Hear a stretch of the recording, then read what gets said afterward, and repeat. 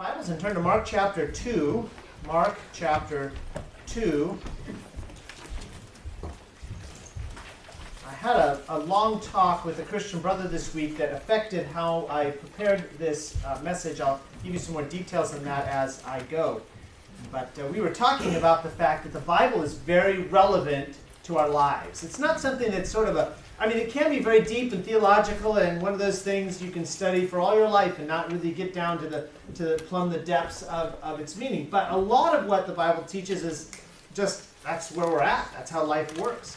And we're going to watch Jesus respond to criticism this morning.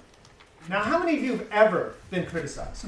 Okay, yeah. That's all of us. None of us goes throughout life without criticism. Now, one difference between this criticism and much of the criticism that I've received is that Jesus doesn't deserve any criticism.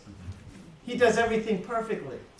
So this is unjust criticism. And sometimes when people come to you with critical comments, it's because they love you, they recognize you're doing something wrong, and they want to help you. And when that happens, it's important that we remain humble, we listen, we consider what they say, and take that to the Lord and make those changes. So I'm not talking about deserved criticism. How do we handle undeserved criticism? Now, I wanted to take this chapter 2 in one bite. I mentioned that last week. But last week we saw how Jesus healed this paralyzed man. And then we're going to see in Mark chapter 3, Jesus heal on the Sabbath again.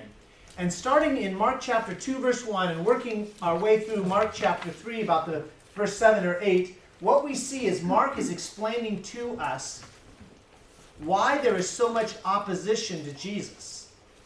You would think Jesus, being the perfect human being, the only sinless one, God's only begotten Son,